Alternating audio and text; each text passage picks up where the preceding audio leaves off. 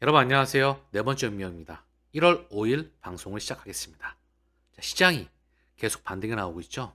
스물스물 조용히 머리를 들고 있습니다. 그리고 개인 투자는 여기 참전을 못하고 있습니다. 하다가 어느 순간 고점을 뚫게 될 거예요. 그리고 개인들은 여지없이 고점을 뚫을 때 모든 미디어가 반응할 때 또 들어오겠죠. 그리고 또 물리고 포기할 겁니다. 이 과정은 앞으로도 계속 진행되게 될 거예요.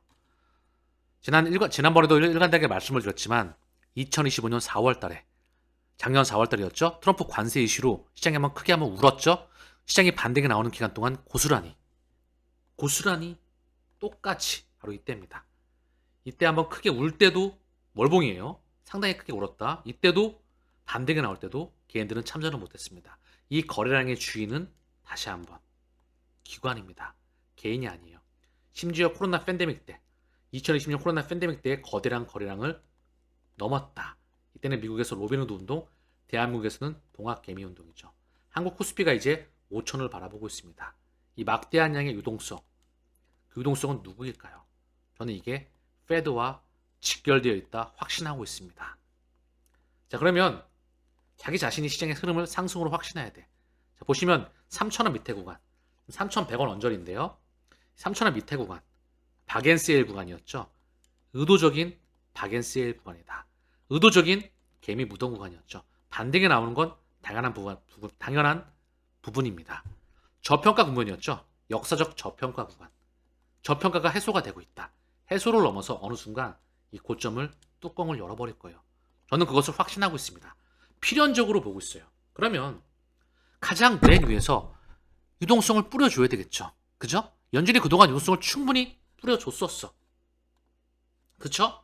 여기에 정부가 미국 트럼프 행정부뿐만 아니라 유럽 또한 재정정책 대전환, 긴축시대의 종말과 국가 지출이 확대가 되고 있다.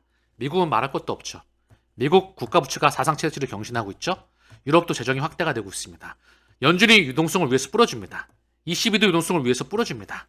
중국도 유동성을 뿌려주게 되죠. 다만 BOJ가 금리를 최근 들어서 스물스물 좀 올렸다는 거죠. 허나 BOJ는 금리를 금융시장이 받아주는 한도 내에서 올릴 수밖에 없습니다. 자기 자신이 시장의 흐름을 상승으로 확신할 수 있어야 돼. 즉 시장의 흐름을 읽을 수 있어야 된다는 거죠.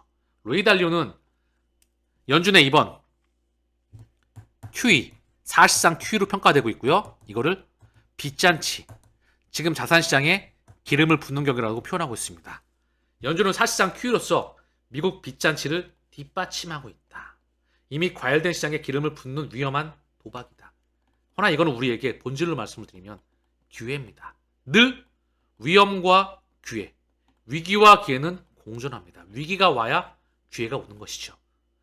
이 흐름을 읽을 수 있는, 본질을 볼 수 있는 사람들은 몇 되지 않을 겁니다. 핵심은 뭐죠? 이 대체대 지표가 증가할 때 2008년도 이후에 폭발적으로 증가했죠. 4.2조 달러. 줄였는데 3.7조 달러. 2020년 코로나 팬데믹 때 다시 한번 9조 달러. 8조 달러 넘어서 9조 달러. 줄였는데 6.6조 달러. 이걸 12월 1일부로 중단했고요. 줄였던 거를 다시 늘리기로 했던 겁니다. 그러면 대체대 지표가 늘었던 이 구간에는 여지없이 상승이 왔었다는 거죠. 그러면 증시가 달렸고요. 사상 최고치, 원자재, 금은이 사상 최고치였습니다. 그러면 코인 시장은 못 갈까요? 세 가지 다 위험 자산이죠. 이 세 가지 다 위험 자산인데 코인만 못 가는 경우는 금융시장 메커니즘에 존재하지가 않습니다. 저는 일관되게 상승을 확신하고 있죠. 그렇기에 지금의 상승은 개인들이 합류하지 못할 겁니다. 제 과거 방송을 뭐라고 했었는지 작년 4월달에 한번 뒤집어서 다시 한번 보시고요. 저는 상승을 일관되게 목이 터져라 강조하고 있죠. 증명이 될 겁니다. 지금 기회는 박앤세일. 담았던 사람들은 프로의 실력을 보일 겁니다. 그래서 자기 자신이 첫 번째로 시장의 흐름을 확신할 수 있어야 돼. 먼저 숲을 볼 수 있어야 된다. 여기에 월가의 자본들이 돈을 쏘기 위해선 법과 제도와 규칙이 마련되어야 돼요. 미국 지니어스법, 다음은 시장구조법안이다. 클래리티 법안. 1월 15일 상원은행이 심의를 앞두고 있다. 자, 그런데 또 하나 MSCI 퇴출 이슈가 있어요. 스트래티지. 이것도 1월 15일이더라고요. 그러면 호재와 악재가 반박하면서 시장이 어떻게 될지 모르겠어. 나는 언제 투자해야 될까? 이거 확인하고 투자할까? 이게 일반 개인들의 심리이죠. 다시 말씀드리지만 MSCI 편출이수 그리고 나스닥 100에는 편입되어 있어요. 근데 S&P 500에는 아직도 들어가지 못하고 있죠. S&P 500, 모건 스탠리 지수, 그리고 나스닥 지수, 나스닥, MSCI, S&P. 요거의 주인은 동일합니다. 저는 유동성을 풀어준다는 핵심을 보시면 돼요. 거대 기류를 보시기 바랍니다. 저는 직업이 투자자예요. 투자자. 본업이 투자입니다. 투자자는 쭉 롱을 확신해야 돼. 그런 와중 중에서 이 파동이 이 추세를 깨느냐 안 깨느냐 이걸 보는 게 핵심이에요.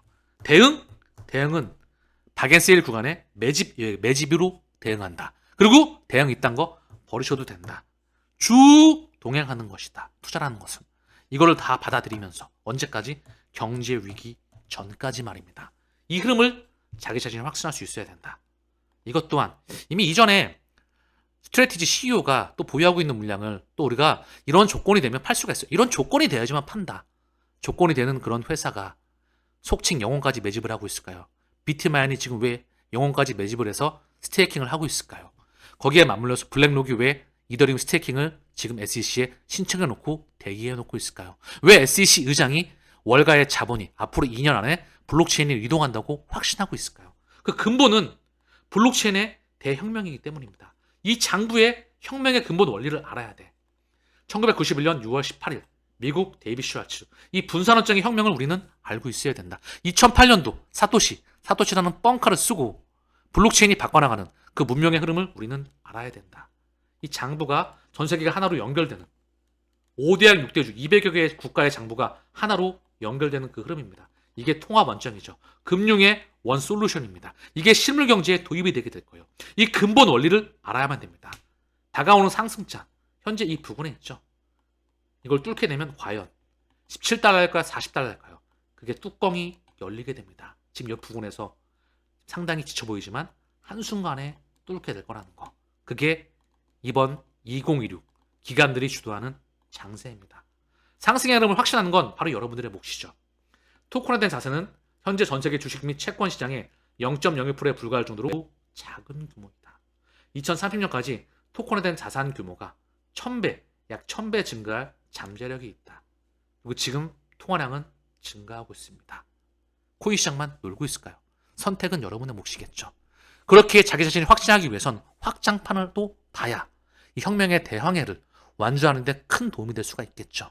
큰 흐름을, 기류를, 본질을, 기류와 흐름을, 기조를 볼 수 있어야 된다. 판의 흐름을, 역사를 읽어낼 수 있어야 된다. 맥을 짚을 수 있어야 된다. 고기 잡는 방법과 원리를 알아야 투자를 마침표를 찍을 수가 있는 겁니다.